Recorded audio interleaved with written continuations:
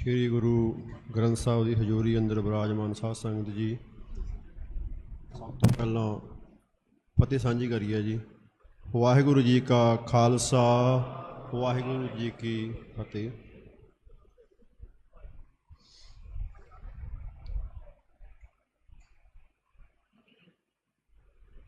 जिस दिहाड़े की याद च आपां इकट्ठे होए हाँ ते जो आपां ने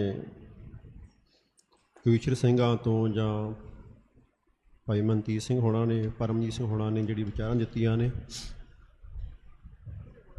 ਉਸੇ ਗੱਲ ਦਾ ਜਿਹੜਾ ਦੂਸਰਾ ਰੂਪ ਹੈ ਜਿਹਦੇ ਬਾਰੇ ਮੈਂ 3-4 ਗੱਲਾਂ ਕਰਨੀਆਂ ਨੇ, ਉਹ ਹੈ ਕਿ ਭਾਜੀ ਦਲਜੀਤ ਸਿੰਘ ਹੋਣਾ ਨੇ ਜੋ ਇੱਕ ਕਿਤਾਬ ਲਿਖੀ ਹੈ ਉਹਦੇ ਬਾਬਤ ਕੁਝ ਗੱਲਾਂ। ਪਹਿਲਾਂ ਤਾਂ ਇਹ कि जो हुण आपां गल्लां सुनियां ने उहदा एक पास्यों सीधा संबंध हथियारां नाल है जां ताकत दी जंग नाल है। ये रूप सारे पशु पंछियां तो लैके हर बंदे नूं समझ आउंदा है कि डांग की है। जिहड़ा शब्द दा रूप है ये मनुख के हिस्से आया बाकी जानवरों नाल। सिखां लई ये होर वड्डा है क्योंकि गुरु साहब ने सानू शब्द गुरु किया।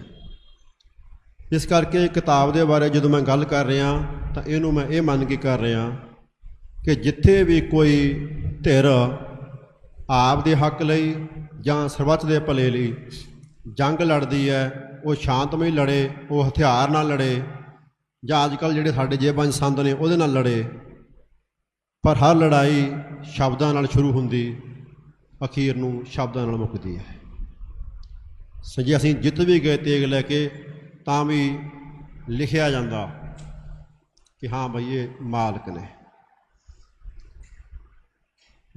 ਦੂਜਾ ਕਿ ਜੋ ਵੀ ਲਿਖਤੀ ਹੁੰਦਾ ਹੈ ਉਹਦੇ ਕੁਝ ਰੂਪ ਹੁੰਦੇ ਨੇ ਤੇ ਹਰੇਕ ਧਿਰ ਆਪਣੇ ਮੁਤਾਬਕ ਉਹਨੂੰ ਲਿਖਦੀ ਹੈ। ਮਸਲਨ ਜੋ ਇਹ ਕਿਤਾਬ ਹੈ ਇਹਦੇ ਤੋਂ ਪਹਿਲਾਂ ਸਾਡੇ ਕੋਲੇ 3 ਰੂਪ ਨੇ ਜਿਹਦੇ ਰਾਹੀਂ ਸਾਨੂੰ ਜਾਣਕਾਰੀ ਮਿਲਦੀ ਹੈ ਕਿ ਜੋ ਪਿੱਛੇ ਵਾਪਰਿਆ ਹੋਵੇ। ਸਭ ਤੋਂ ਪ੍ਰਸਿੱਧ ਰੂਪ ਹੈ ਇਤਿਹਾਸ ਲਿਖਣਾ। ਤਾਂ ਜਿਹੜੇ ਬੰਦੇ ਪੜ੍ਹਦੇ ਜਾਂ ਪੜ੍ਹਾਉਂਦੇ ਨੇ ਉਹ ਜਾਣਦੇ ਨੇ कि इतिहास लिखण दीयां कुछ विधियां होंदियां ने। उहदा एक संचा हुंदा है, उहदा एक चौखटा हुंदा है।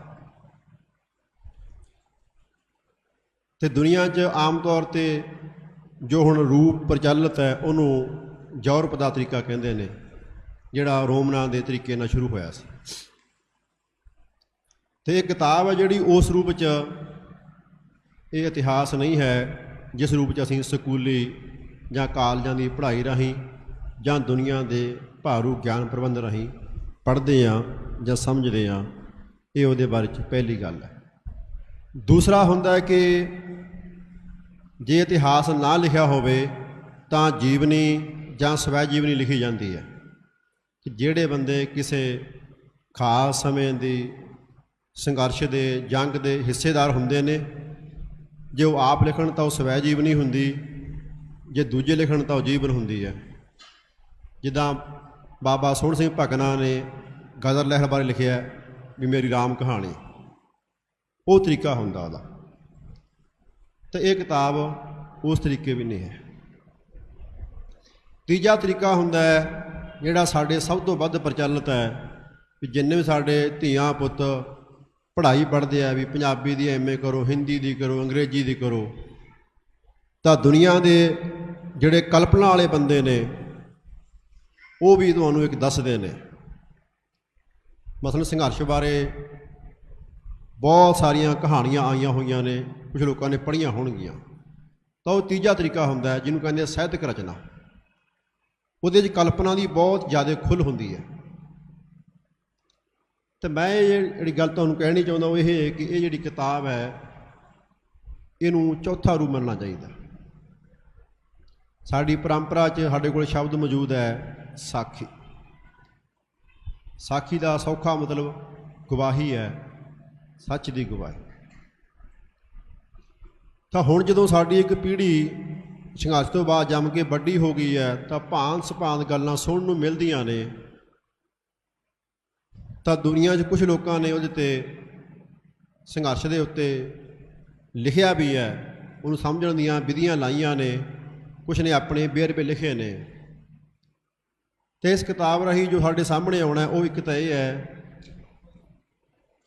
ਕਿ ਜਿਵੇਂ ਇਤਿਹਾਸ ਪੜ੍ਹੀਦਾ, ਜੇ ਅਸੀਂ ਉਵੇਂ ਸੰਘਰਸ਼ ਨੂੰ ਸਮਝਾਂਗੇ ਤਾਂ ਅਸੀਂ ਫਿਰ ਉਹਨੂੰ ਨਹੀਂ ਸਮਝਾਂਗੇ, ਸਾਨੂੰ ਸਿਰਫ ਜਾਣਕਾਰੀ ਮਿਲਣੀ। ਦੂਜਾ ਕਿ ਜੇ ਸਵਾਲਾਂ ਦੇ ਰੂਪ 'ਚ, ਜਿੱਦਾਂ ਅੱਜ ਕੱਲ੍ਹ ਮੈਂ ਜਿਹੜੀ ਗੱਲ ਅਸੀਂ ਵੇਖਦੇ ਹਾਂ ਕਿ ਕੋਈ ਸਵਾਲ ਕਰਦਾ, ਅਸੀਂ ਕੋਈ ਦਲੀਲ ਦਿੰਦੇ ਹਾਂ, ਇਹ ਕੰਮ ਜਾਣਕਾਰੀ ਇਕੱਠੀ ਕਰਨ ਵਾਲਾ ਹੈ। ਇਹਦੇ ਨਾਲ ਕਿਸੇ ਜ਼ਿੰਦਗੀ ਦਾ ਪੂਰਾ ਸੱਚ ਜਾਂ ਸੰਘਰਸ਼ ਦਾ ਪੂਰਾ ਸੱਚ ਸਾਹਮਣੇ ਨਹੀਂ ਆਉਂਦਾ। ਉਹਦੇ ਦੋ ਜਿਹੜੇ ਪਹਿਲੂ ਨੇ ਉਹ ਰਹਿ ਜਾਂਦੇ ਨੇ। ਇੱਕ ਤਾਂ ਇਹ ਕਿ ਚਾਹੇ ਅਸੀਂ ਰਾਜ ਬਣਾ ਲਈਏ, ਫਿਰ ਵੀ ਜੇ ਰਾਜ ਨਾ ਬਣਿਆ ਹੋਵੇ ਤਾਂ ਵੀ ਦੋ ਪਹਿਲੂ ਚੱਲਦੇ ਰਹਿੰਦੇ ਨੇ। ਇੱਕ ਤਾਂ ਇਹ ਕਿ ਆਹ ਸਮਾਗਮ ਭਾਵੇਂ ਹੋਰ ਵੱਡਾ ਹੋ ਜੇ ਚਾਹੇ ਛੋਟਾ ਹੋਵੇ, ਪਰ ਬਾਹਰ ਨਿਕਲ ਕੇ ਛਕਣ ਛਕਾਉਣ ਦਾ ਕੰਮ ਚੱਲਣਾ ਹੀ ਚੱਲਣਾ। ਤਾਂ ਜਿਹੜੀ ਜ਼ਿੰਦਗੀ ਹੈ ਉਹ ਰੋਜ਼ਾਨਾ ਦੀਆਂ ਲੋੜਾਂ ਨਾਲ, ਖਾਸ ਕਰਕੇ ਭੋਜਨ ਨਾਲ ਚੱਲਦੀ ਹੈ। ਅਤੇ ਜਿੱਥੇ ਕੋਈ ਲੜਾਈ ਹੁੰਦੀ ਹੈ, ਜਿੱਦਾਂ ਹੁਣ ਮਨਦੀਪ ਸਿੰਘ ਨੇ ਜ਼ਿਕਰ ਕੀਤਾ ਵੀ ਉਹਦੀ ਸਪਲਾਈਆਂ ਟੁੱਟ ਗਈਆਂ ਨੇ, ਦੁਨੀਆ 'ਚ ਮਹਿੰਗਾਈ ਹੋ ਗਈ ਹੈ, ਤਾਂ ਅਸਲ ਰੌਲਾ ਪੈਂਦਾ ਕਿ ਜਿਹੜੀ ਜੰਗ ਹੁੰਦੀ ਉਹਦੇ 'ਚ ਸਰਕਾਰ ਹੈ, ਚਾਹੇ ਸਰਕਾਰ ਦੇ ਖਿਲਾਫ ਵਾਲੇ ਬੰਦੇ ਨੇ, ਉਹਨਾਂ ਨੂੰ ਰੋਜ਼ਾਨਾ ਜ਼ਿੰਦਗੀ ਦਾ ਸਮਾਨ ਕਿੱਥੋਂ ਆਉਂਦਾ ਅਤੇ ਕਿਵੇਂ ਆਉਂਦਾ। ਇਸ ਕਿਤਾਬ 'ਚ ਵੱਡਾ ਹਿੱਸਾ ਇਸ ਗੱਲ ਦੇ ਉੱਪਰ ਹੈ ਕਿ ਨਾ ਸਿਰਫ ਸਿੱਖਾਂ 'ਚ ਸਗੋਂ ਪੂਰੀ ਦੁਨੀਆ 'ਚ ਉਹ ਜਿਹੜੀ ਲੜਾਈ ਹੈ ਉਹਦੇ 'ਚ ਕੁਛ ਨਾ ਉੱਭਰ ਕੇ ਆਉਣ, ਪਰ ਅਸਲ ਹਿੱਸਾ ਬੇਨਾਮ ਲੋਕਾਂ ਦਾ ਹੁੰਦਾ ਹੈ। ਖਾਸ ਕਰਕੇ ਇੱਕ ਹਿੱਸਾ ਮਾਵਾਂ ਭੈਣਾਂ ਦਾ ਹੁੰਦਾ, ਜਿਹੜਾ ਚੁੱਲ੍ਹਾ ਤਪਦਾ ਰੋਜ਼ ਦੀ ਰੋਜ਼। ਅਤੇ ਕਿਸੇ ਵੀ ਸੰਘਰਸ਼ ਨੂੰ ਜਿਹੜਾ ਮਿਣਿਆ ਜਾਂਦਾ ਉਹ ਐਂ ਨਹੀਂ ਮਿਣਿਆ ਜਾਂਦਾ ਕਿ ਕਿੰਨੇ ਬੰਦੇ ਮਾਰਤੇ ਜਾਂ ਕਿੰਨੇ ਮਾਰੇ ਗਏ, ਕਿੰਨੀ ਜਾਇਦਾਦ ਤਬਾਹ ਹੋ ਗਈ ਜਾਂ ਕਿੰਨੀ ਲੁੱਟ ਲਈ, ਨਹੀਂ। ਅਸਲ 'ਚੋਂ ਜੇ ਕਿਤਾਬ ਦੇਖਾਂਗੇ ਸਮਝ ਪੈਂਦਾ ਕਿ ਜਿਹੜੇ ਬੰਦੇ ਕਿਸੇ ਮਕਸਦ ਦੇ ਹੱਕ 'ਚ ਆਉਂਦੇ ਨੇ ਉਹ ਕਿੰਨੀ ਤਨਦੇਹੀ ਨਾਲ, ਕਿੰਨੇ ਚਾਅ ਨਾਲ, ਕਿੰਨੇ ਸਿਰੜ ਨਾਲ ਉਹਦੇ ਲਈ ਨਿਭ ਜਾਂਦੇ ਨੇ। ਇਹ ਅਸਲ ਉਹਦਾ ਪੱਖ ਹੁੰਦਾ। ਅਤੇ ਜਿਹੜੀ ਕਿਤਾਬ ਹੈ ਉਹ ਸਾਨੂੰ ਇਸ ਪੱਖ 'ਤੇ ਲੈ ਕੇ ਜਾਂਦੀ ਹੈ ਕਿ ਸਵਾਲਾਂ ਬਾਬਤ ਉੱਤਰ ਸ਼ਾਇਦ ਇਹਦੇ ਤੋਂ ਨਹੀਂ ਆਉਣਗੇ, ਪਰ ਜਿਹੜਾ ਇੱਕ ਸਿੱਖਾਂ ਦਾ ਤਰੀਕਾ ਹੈ ਵੀ ਉਹ ਜੰਗ ਲੜਨ ਦਾ ਵੱਖਰਾ ਹੈ। ਦੁਨੀਆ ਦੇ ਤਰੀਕੇ ਨਾਲ ਸਿੱਖਾਂ ਦੀ ਜੰਗ ਸਮਝ ਨਹੀਂ ਆਉਂਦੀ ਕਿ ਜੇ ਰਾਜ ਨਹੀਂ ਸੀ ਲੈਣਾ ਤਾਂ ਫਿਰ ਜਿੱਤ ਕਿਵੇਂ ਬਣੀ, ਹੈ ਨਾ। ਪਰ ਸਾਨੂੰ ਪਤਾ ਹੈ ਕਿ ਅਸੀਂ ਇਤਿਹਾਸ ਨੂੰ ਦੁਬਾਰੇ ਖੜਾ ਕਰ ਲਿਆ, ਇਦੋਂ ਵੱਡੀ ਜਿੱਤ ਹੁੰਦੀ ਕੋਈ ਨਹੀਂ ਹੈ। ਠੀਕ। ਤਾਂ ਜਿਵੇਂ ਜੰਗ ਲੜਨ ਦਾ ਤਰੀਕਾ ਵੱਖਰਾ ਹੈ, ਉੱਦਾਂ ਇਹ ਲਿਖਤ ਦਾ ਤਰੀਕਾ ਵੀ ਵੱਖਰਾ ਹੈ। ਇਹਨੇ ਸਵਾਲਾਂ ਦੇ ਜਵਾਬ ਨਹੀਂ ਦੇਣੇ, ਪਰ ਜਦੋਂ ਬੰਦਾ ਪਾਠਕ ਵਜੋਂ ਪੜ੍ਹੂਗਾ ਤਾਂ ਉਹਦੇ ਸਾਹਮਣੇ ਜ਼ਿੰਦਗੀ ਨੂੰ ਜਾਣਨ ਦਾ, ਸੰਘਰਸ਼ ਨੂੰ ਜਾਣਨ ਦਾ ਇੱਕ ਪੱਟ ਖੁੱਲ੍ਹਦਾ ਹੈ। ਅਤੇ ਮੈਨੂੰ ਲੱਗਦਾ ਪੜ੍ਹਨ ਵਾਲੇ ਬੰਦੇ ਨੂੰ ਸਵਾਲਾਂ ਦੀ ਬਿਰਤੀ ਸ਼ਾਂਤ ਹੋ ਜਾਏਗੀ, ਉਹ ਜ਼ਿੰਦਗੀ ਨੂੰ ਜਿਉਣ ਦੀ ਧੜਕਦੀ ਵੇਖੇਗਾ। ਅਤੇ ਭਾਜੀ ਹੁਣਾਂ ਨੇ ਇੱਕ ਸਿੱਖ ਵਜੋਂ ਇਸ ਪੱਖ ਨੂੰ ਇਸ ਤਰੀਕੇ ਨਾਲ ਲਿਖਿਆ। ਬਾਕੀ ਜੋ ਉਹਦੇ ਵਿੱਚ ਹੈ ਉਹ ਮੈਨੂੰ ਲੱਗਦਾ ਕਿ ਤੁਹਾਨੂੰ ਪੜ੍ਹ ਕੇ ਜ਼ਿਆਦਾ ਬਿਹਤਰ ਲੱਗੇਗਾ। ਮੈਂ ਕਹਿ ਕੇ ਉਹਨੂੰ ਛੋਟਾ ਨਾ ਕਰ ਦੇਵਾਂ ਕਿਤੇ। ਕਿਤਾਬ ਦੇ ਬਾਬਤ ਇੰਨੀਆਂ ਬੇਨਤੀਆਂ ਨਾਲ ਮੈਂ ਆਪਣੀ ਗੱਲ ਸਮਾਪਤ ਕਰਦਾ ਕਿ ਸ਼ਬਦ ਦਾ ਬਹੁਤ ਵੱਡਾ ਹਿੱਸਾ ਹੈ। ਦੂਜਾ, ਸ਼ਬਦ ਦੇ ਕਈ ਰੂਪ ਹੁੰਦੇ ਨੇ, ਸਾਡੇ ਕੋਲ ਇਹ ਆਪਣਾ ਵੱਖਰਾ ਰੂਪ ਸਾਹਮਣੇ ਆ ਰਿਹਾ। ਤੀਜਾ, ਜਿੱਥੇ ਕੋਈ ਲੋਕ ਲੜਦੇ ਨੇ ਉਹਦਾ ਅਸਲ ਪੱਧਰ ਜ਼ਿੰਦਗੀ ਦਾ ਆਮ ਬੰਦੇ ਵਾਲਾ ਹੁੰਦਾ ਹੈ, ਉਹਦੀ ਇਹਦੀ ਪੇਸ਼ਕਾਰੀ ਹੈ। ਅਤੇ ਚੌਥਾ, ਕਿ ਸਿੱਖਾਂ ਵਿੱਚ ਸਾਡਾ ਵੱਖਰਾ ਪੱਖ ਹੈ, ਉਹ ਲੜਨ ਦਾ ਤਾਂ ਸੀ, ਉਹ ਸ਼ਬਦ ਵਜੋਂ ਵੀ ਆਉਣਾ ਚਾਹੀਦਾ ਸੀ ਅਤੇ ਸਾਨੂੰ ਇਹਨੂੰ ਖੁਸ਼ ਆਮਦੀਦ ਕਰਨਾ ਚਾਹੀਦਾ। ਇੰਨੀਆਂ ਬੇਨਤੀਆਂ ਨਾਲ ਫਤਿਹ ਬੁਲਾਓ ਜੀ। ਵਾਹਿਗੁਰੂ ਜੀ ਕਾ ਖਾਲਸਾ, ਵਾਹਿਗੁਰੂ ਜੀ ਕੀ ਫਤਿਹ।